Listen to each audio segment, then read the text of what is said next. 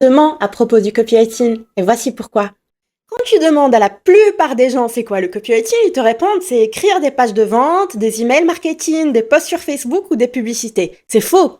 En fait, pour être un entrepreneur à succès et prendre sa place dans son marché, donc se démarquer de ses concurrents, connecter avec son audience, connecter avec son équipe, etc., il faut absolument avoir une vision et savoir la partager d'une façon qui inspire, qui connecte, qui impacte et qui persuade.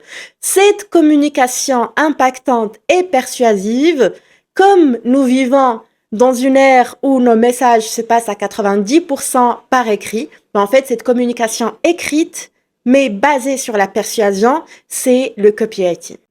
Donc, le copywriting, ce n'est pas de l'écriture, c'est une façon de réfléchir qui intègre tous les piliers de la persuasion, mais au lieu de s'adresser à une seule personne à la fois, en fait, en tant que copywriter ou quand tu fais toi-même ton copywriting, en fait, tu t'adresses à un groupe de personnes qui sont intéressées par ce que tu offres comme produit ou comme service. Copywriting, persuasion, mais ça ressemble à la manipulation, tout ça, Zara. Moi, j'ai envie de faire les choses à l'intuition, basées sur l'humain. Attends, la manipulation et la persuasion, ce sont deux choses complètement différentes. La manipulation, ça consiste à jouer avec l'inconscient de la personne en face de toi dans le but de l'amener à prendre une décision qui n'est même pas dans son intérêt pour finir par la décevoir. Alors que la persuasion, c'est le processus par lequel tu vas faire passer une personne pour lui montrer justement toutes les options qui s'offrent à elle afin de l'aider à prendre une décision qui est dans son intérêt autant que dans ton intérêt à toi, dans le but de la servir. Et servir des humains, ça s'appelle tout simplement faire du business. C'est exactement ce qu'on fait quand on utilise la psychologie humaine pour servir l'humain en face. On va aller nous connecter à ses émotions, comprendre sa configuration psychologique, mais du coup, on va utiliser ça pour pouvoir créer une connexion parce que si tu parles avec une personne complètement inconnue à toi, en fait, tu vas pas pouvoir adapter ton discours pour qu'il soit impactant et inspirant, alors que si tu prends le temps de bien connaître la personne en face, en fait, tu vas choisir les mots exacts qui vont appuyer là où il faut pour créer des déclics, pour montrer, élargir une nouvelle perspective, pour lui montrer tous les choix qui s'offrent à elle, pour la rendre consciente déjà de son problème et par la suite, en fait, la servir, l'aider à dépasser un problème ou avoir une nouvelle opportunité qui est faite pour elle. Donc voilà le problème. Ça aurait été tellement simple si on pouvait se connecter à toute ton audience, un à un, d'une façon personnalisée, individuelle, pour les écouter avant de leur proposer ton offre. Maintenant, on ne peut pas faire ça quand tu as une audience de 100, 2000, 10 000, 1 million de personnes.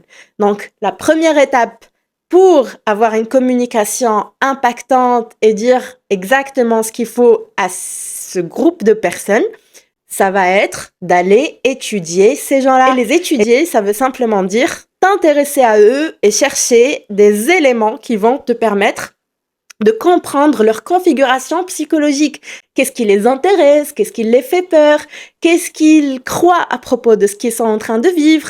Qu'est-ce qu'ils désirent en fait? Quel est ce changement? Comment ils imaginent ce changement? Cette étude s'appelle étude de persona client. Et en fait, quand tu as tous ces éléments regroupés dans un seul document, ce document, ça s'appelle un avatar client. Un avatar client, si tu veux, c'est juste l'ensemble des informations sur la configuration psychologique de ton client idéal, celui avec qui tu es heureux de travailler, à qui tu peux apporter un maximum de résultats et qui est heureux de travailler avec toi et intéressé par ce que tu fais.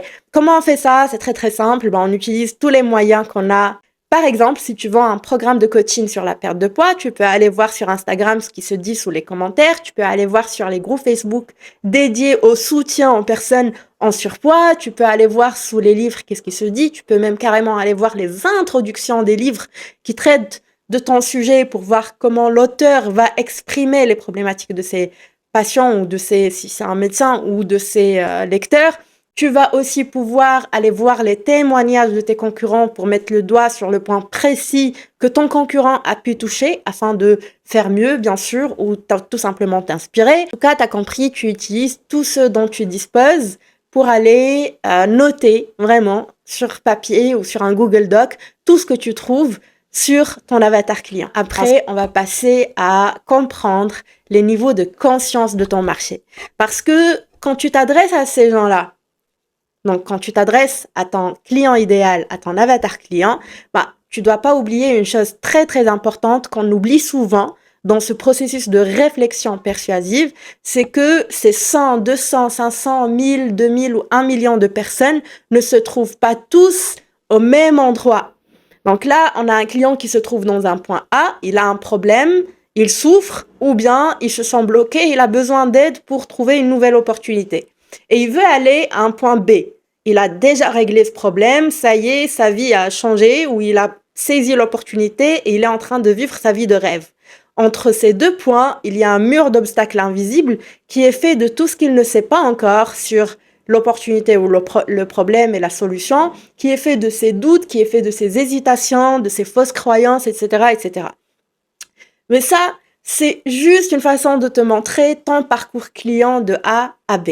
Seulement, il faut jamais oublier que toutes ces personnes-là ne se trouvent pas au point A. Donc le point A, c'est « je suis conscient d'avoir un problème ». Il y en a qui se trouvent à un point un petit peu plus loin, qui sont même pas encore arrivés à prendre conscience qu'ils ont un problème. Et c'est pour ça que c'est très très important de comprendre les niveaux de conscience. Les niveaux de conscience, c'est ce qui va te permettre de personnaliser ton message pour l'adapter à ton audience et les rejoindre là où ils se trouvent.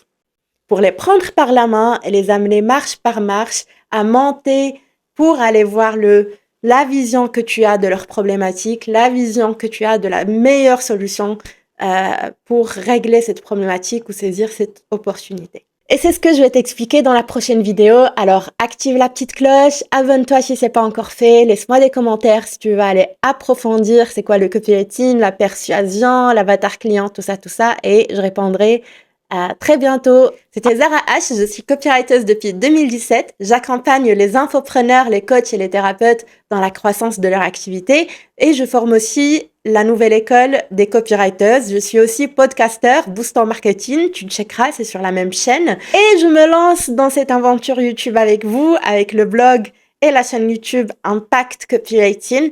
Envoyez-moi de la force et posez-moi toutes vos questions parce que je suis vraiment décidée à approfondir les choses, mais en toute simplicité. Et n'oublie pas que le but, c'est de devenir le meilleur choix de ton client.